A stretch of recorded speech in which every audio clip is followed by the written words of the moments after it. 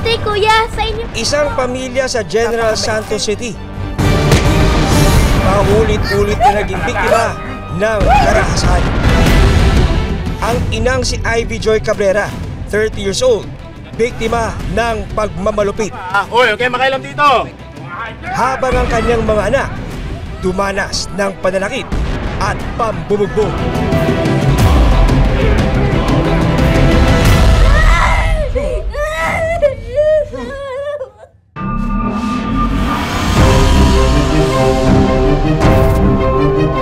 Ano pa ang sasapitin ni Ivy at ng kanyang mga anak? Sino ang walang awang gumagawa ng karahasan sa mag-iina? Hanggang saan kakayanin ng pamilya ang dinadanas na paghihirap? Hoy! Sino kumain ito ulam ko, ha? Sino kumain ito, hoy? Madaling araw ng January 23, 2024. Hoy! Gigising nga kayo dyan! Sa gitna ng mahimbing na tulog ng magkapatid na sina alias Jade, Ramram at Yuri Canloon, isang matinding panganib ang nakaabang. Isang lalaki ang pumasok at walang awang sinaktan ang tatlong magkakapatid. Ay, kaya! Ulit lang! Ha? Patay gutom kayo! Sina Jade at Ramram nakatakas. Habang ang paslit na si Yuri naiwan at tuluyang pinagbubugbog.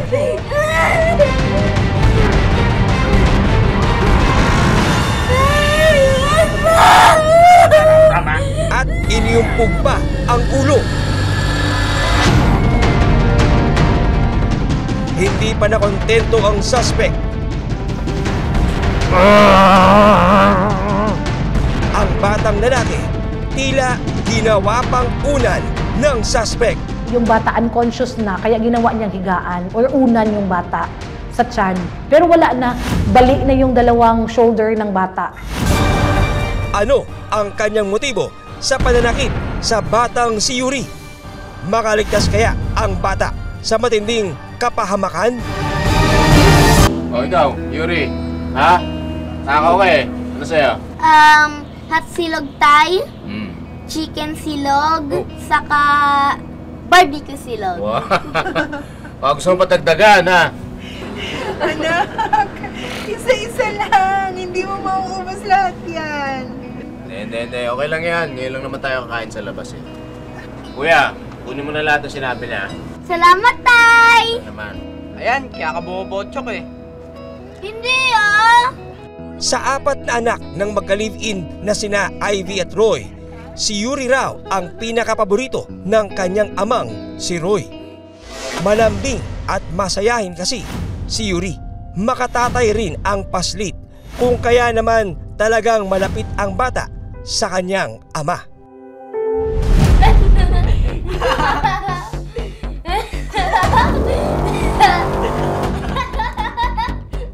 Sa katunayan, kapag pinagagalitan at nasasaktan ng kanyang ama ang mga kapatid, Puno na ako sa'yo, hayop ka. Kung ano-ano pinapadala ng nanay nyo?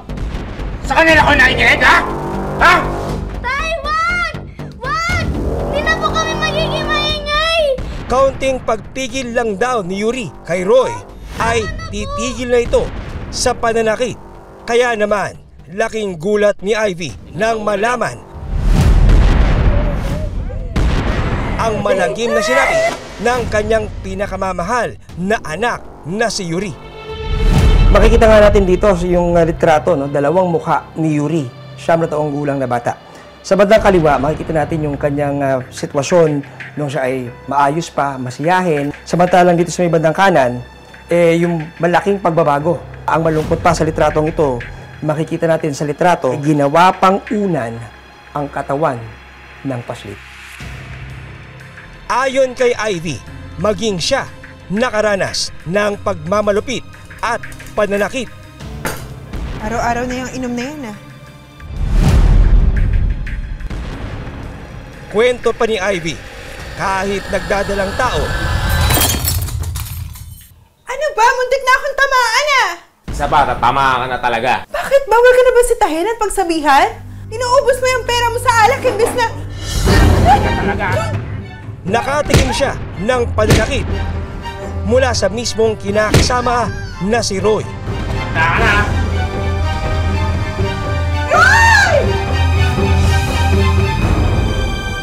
Pansit ako, tay. Larawan ng simpleng pamilya ang pamilya Canloon. Kuya, kunin mo na lahat ng sinabi na. Salamat, tay! Construction worker ang haligi ng tahanan na si Roy, habang simpleng may bahay si Ivy. Taong 2010 nang unang nagkakilala sina Ivy Joy Cabrera at Roy Canloon.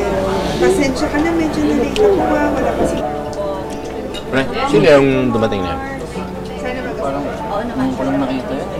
Mars, kailangan ko nang umalis ha. Si nanay kasi walang kasama sa bahay. Ay, teka lang. Pakilala mo na ako sa kaibigan. Dito sila.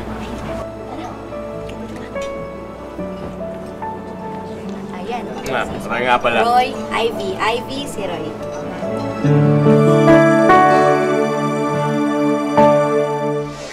Mabilis na nagkapalagayan ng loob ang dalawa. Sa pagligaw, mga sweetness, nangako siya, mamahalin niya ako. Sinagot ko siya, mga 1 week po, nag-live-in na po kami noon. Wala Mo rin, Chong. Talagang nilagari mo sa paliligaw, ah. Bahay lang naman po ko. Hindi niya po ako pinapayagan magtrabaho nung time na yun. Nire-respeto ko naman din yung sinabi niya sa akin dito. Kailangan alagaan mo mga bata. Ako na magtrabaho. No?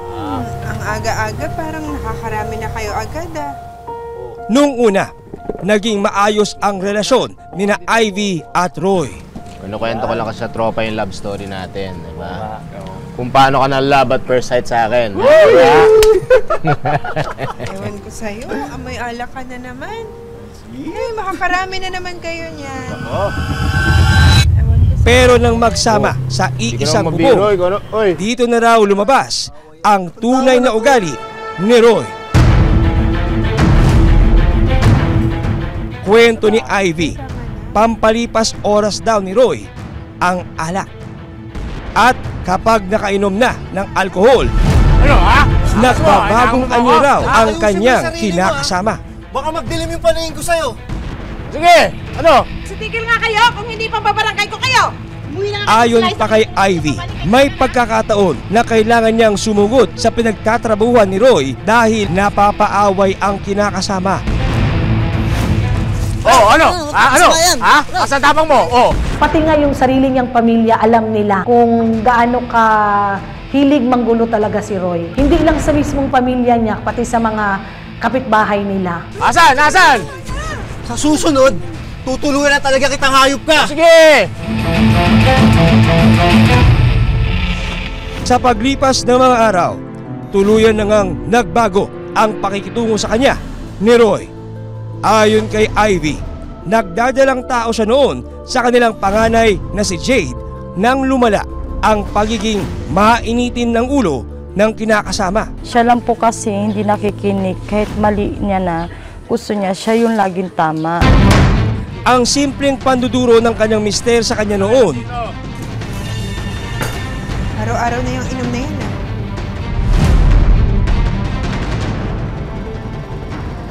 nauwi na sa pagbabasag ng mga gamit sa kanilang bahay.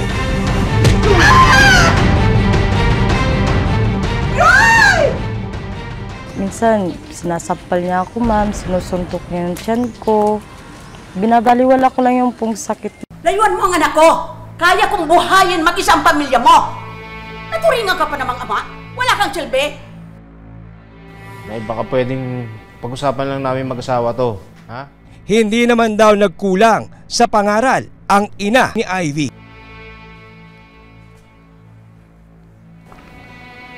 Ay nako, aywan ko sa'yo, Ivy.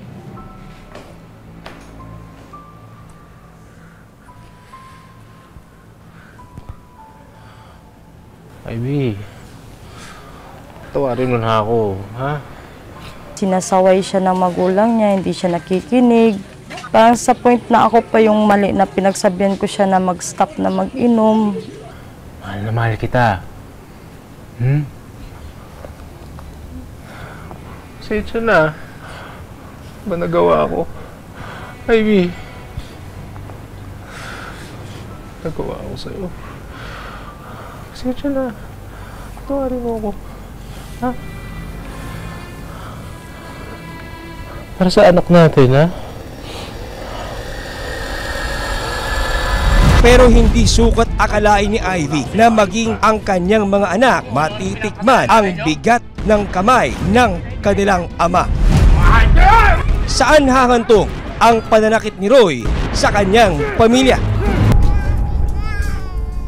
Ang matinding pasanin at kalbaryo na dinaranas ni Ivy, simula lang pala ng mga matinding pagsubok niya sa kamay ng kinakasamang si Roy. Roy? Si Jade? Lumabas ba si Jade? Pusoy! Hindi kayo! Roy, si Jade, yung anak mo. Tulungan mo naman ako dito. Hindi na nga ako maganda o gagaw. Naglalaro ako eh, ano ba? Pakisilip mo lang yung anak mo. Ano ba? Ito na! Noong maipanganak noong 2013 ang ikalawang anak na si Ramram, hindi niya rin tunay na pangalan. Nagpatuloy ang pagbubuhat ng kamay ni Roy. Yung pag inutusan ko siya about sa mga bata, gusto niya po yung hindi po siya mautusan, higa lang siya, magre-reklamo siya. Pinabayaan ko na lang po siya, ma'am. Ako na lang pong gumagawa. Dito na rin napansin ni Ivy na tila pati ang kanyang panganay na anak nasasaktan na rin ng sarili nitong ama. Roy, dahan-dahan naman. Nasasaktan yung bata. Ano ba gusto mo ah? Pinapatulong mo ako tapos nagre-reklamo ka. Ang gulo mo ah! Inutusan ko lang po siya. Kasi yung time na yun, napadede ako ng anak niya kasi umiiyak. Kasi nagkasakit po yung anak namin nung time na yun, si Yuri. Inutusan ko lang po siya, nagalit siya sa akin at sinuntok niya lang po ako. Sa kabila ng mga pananakit, hindi sinukuan ni Ivy ang mister. Kasi iniisip ko po yung mga anak ko, ma'am, ina. Ayaw ko po talaga mawalan ng tatay yung mga anak ko. Martir na ako sa martir. Tanga na ako sa tanga nung time na yun. Taong 2014 sa ikatlong pagbubuntis ni Ivy. Tagay mo na. La, dumarating yung sundo mo. Umasa si Ivy na magtitino na si Roy. Pero Roy, nakauwi ka na pala. Bakit naman hindi ka sa bahay dumiretso? Tol, buntis pa naman yung asawa mo. Kaya mo siya. Ginusto niya yan eh. Umuwi na tayo. 2 anak mo na yung inaalagaan ko tapos buntis pa ako. Halika na. Dito na lang sa bahay manood.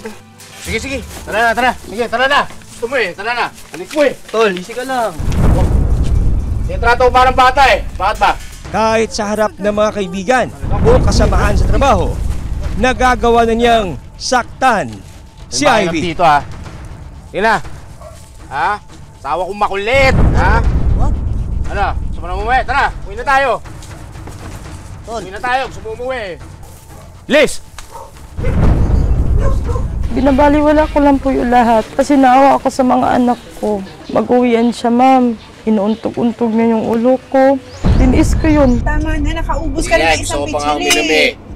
Ano ba? Tama na. Ba nangingialam ka? Ah. Sige, magpakalunod ka. Tapos gumapang ka sa pag-uwi. Hirap mong pagsabihan. Gusto mo na mauna magbanlaw, ha?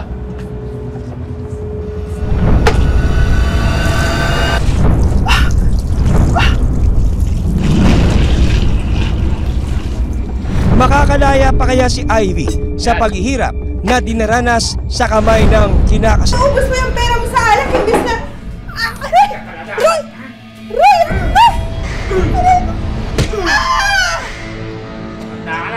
Kahit nagdadalang tao at kahit pa sa harap ng maraming tao, paulit-ulit na ipinahiya at sinaktan ni Roy ang kinakasama na si Ivy.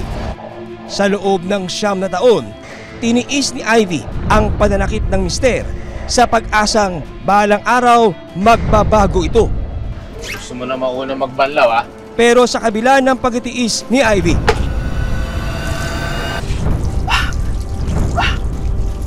si Roy patuloy na nalulong sa bisyong alak.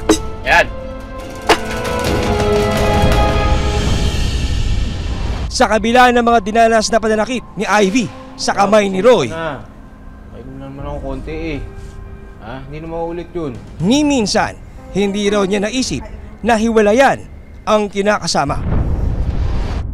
Ayon pa kay Ivy, hindi rin sumagi sa kanyang isip na isumbong si Roy sa mga otoridad o maging sa barangay. 9 years kami po nagli-live-in ni Roy Canlaon. Hindi ko po talaga na mag-ano sa kanya, magreklamo sa mga barangay. Hindi po. Ikaw naman kasi, Roy. Kailangan mo nang umayos. Hindi puro na lang alak ang laman ng utak mo. Para kay Ivy, kaya niyang tiisin ang lahat ng pananakit ng mister. Uy, sensya ka na. Ha? Tuwarin mo na ako, hindi na maulit yung promise, ha? Huwag lang masira ang kanilang pamilya. Totoo na yan, ah. Oo naman. Promise yan, ha? Okay na, ha? Okay. Sige. Love you, baby. Naisip ko yung mga anak ko na paano kung that time na mawala sila ng ama na broken family kami. Kaya tiniis ko po yung mga bugbog niya sa akin. Hindi niya daw mabilang kung ilang beses siya sinasaktan. Pero sa ngalan lang daw na husband, yung kinakasama niya, para bang pinipilit niyang itago for the sake dun sa mga anak nila. Meron siyang mga marks sa mukha niya, palatandaan na kung saan, paano daw siya binugbog mismo ng kanyang kinakasama na si Roy. Hanggang noong taong 2016, bukod sa pananakit, naging pabayaan rin daw si Roy sa kanilang pamilya. Ayon kay Ivy, may pagkakataon na 4 na araw hindi umuwi si Roy sa kanilang bahay. At nang umuwi, Ano to, 300? 3 araw kang nawala, 300 lang entrega mo? Galit na galit po siya sa akin. Kumuha po siya ng damit niya. Na-shock po ako sa kanya, ma'am, kasi siya pa yung nakipaghiwalay sa akin. laking gulat ni Ivy sa sinabi ng kanyang kinakasama. Uy, alis ka na naman? Okay, pag-iwalay na ako sa'yo. Ayoko na. 100 times kong sinabi sa kanya na, seryoso ba makipaghiwalay ka sa akin? Pag-usapan natin tong dalawa. Sa pagkakataong ito, si Roy, desidido raw na makipaghiwalay kay Ivy. Ano ba pag-uusapan? Sawan-sawa na ako sa kakabunganga mo. Wala ka na nakitang tama sa akin eh. Roy, sinasabi ko lang naman yung mga nakikita kong mali sa'yo. Yun nga yung problema eh. Ay hindi na kailangan mag-usap pa tayong dalawa. Tapos na tayo, hiwalay na tayo, ayoko na sa'yo. Parang ako pa po yung sinisi niya sa lahat, bakit siya nagaganyan. Sabi ko sa kanya, dapat nga ako magkipagwalay sa'yo eh, grabe yung ginagawa mo sa akin. Lakas naman ng loob mo para iwalay mo ko ng ganyan. Alis na ako! Roy, sandali! Roy, wag mo namang hayaang lumaki ang mga anak ng walang tatay. Roy, wag mo naman sila hayaan maging broken family. Broken family? Gusto mo basagin yung mukha mo, ha? Dahil sa'yo, nawalan ng direksyon ng buhay ko. Ha? Dahil sa inyo! Ayoko na. Sa puntong yun, naisip daw ni Ivy na magtrabaho sa ibang bansa para buhayin ang mga anak. Ang iniisip ko po mga anak ko, hanggang sa parang may nag-a-advise sa akin na sige, mag-apply ka na lang muna ng abroad para yung anak mo masustentuhan tsaka mababigyan mo sila magpag-aral mo ng maayos. Taong 2016, umalis si Ivy sa General Santos City. Bit-bit ang pag-asang magiging maganda ang kinabukasan ng kanyang mga anak. Kahit masakit sa akin, ginawa ko yun, nag-apply ako, ma'am. Nag-focus ako sa trabaho, nagtiis ako kahit malayo sa kanila. Pero hindi naman po ako hindi ko naman po yung pinabayaan yung anak ko. Lingid sa kaalaman ni Ivy, ito ang magiging mitya ng mas mabigat na dadanasin nina Yuri sa kamay ng kanilang ama. Habang pinoproseso ang kanyang mga papeles, paalis ng bansa, may mga pagkakataon na dinadalaw ni Ivy ang mga anak na noon ay naiwan kay Roy. Saksak niya sa baga. Pero hindi raw ito nagustuhan ni Roy. Saan po ba kayo pupunta? Magsa-Saudi lang si nanay na. Pero babalik naman si nanay. Magtatrabaho lang si nanay doon. Wow. Big time ah. Ram, tulungan mo muna si nanay sa gamit.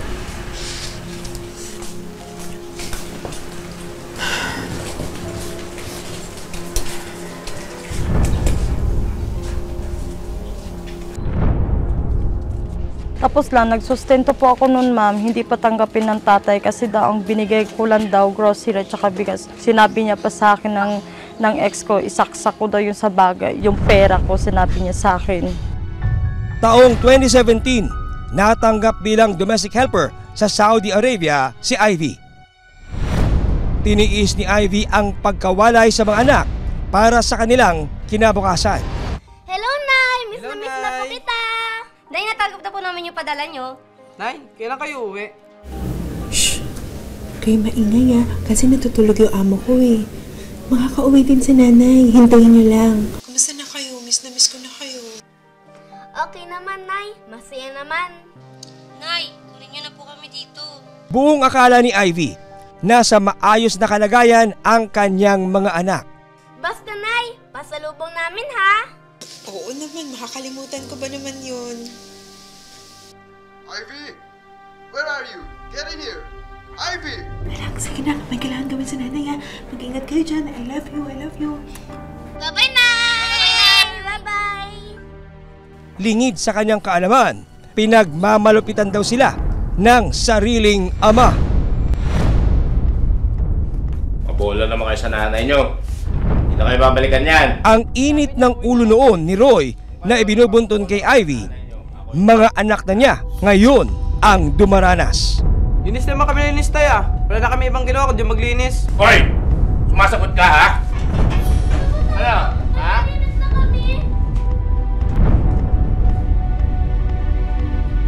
Tay, saan ka pupunta? Palasagot to kapatid mo eh. Halika dito! Halika dito! Ha? Tularan tong kapatid nyo, ha? Sumusunod agad. Eh di si Yuri na lang may iwan dito. Babalik na lang kami kay Lola. Ah, sumasagot ka talaga. Halika dito. Ha? Tay, tama!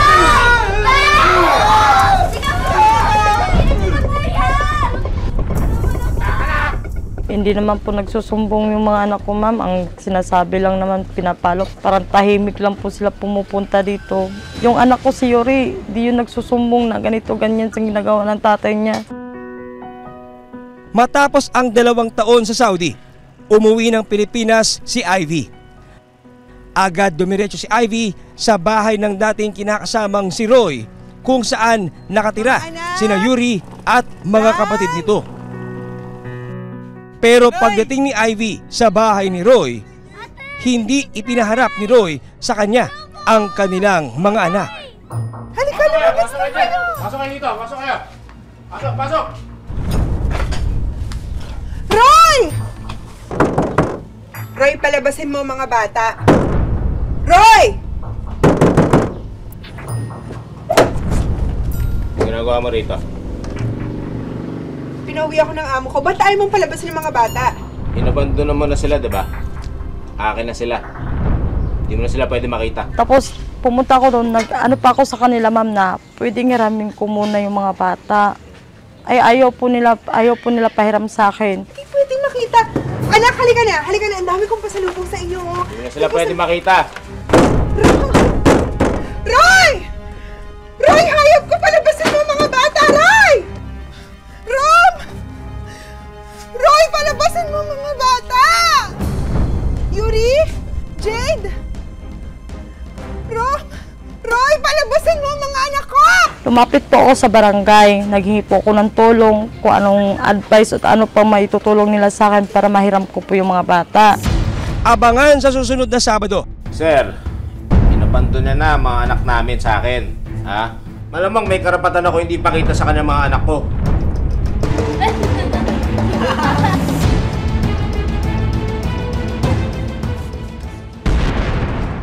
Puno na ako sa'yo, hayop ka.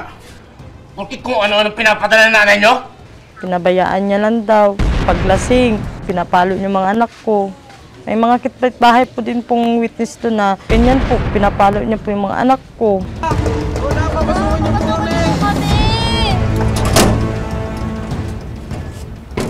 kayo? Anong ginagawa niyo dito? Dito na lang po kami, Lola. Ayaw na namin kay tatay.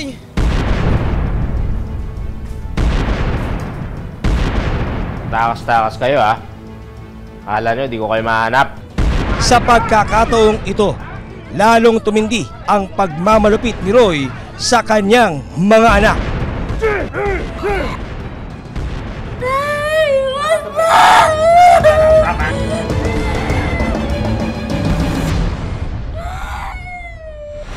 Hanggang sa susunod na Sabado para sa patuloy na pagtuklas ng katotohanan at paghahanap ng katarungan. Ako po si John Consulta at ito ang Pinoy Crime Stories.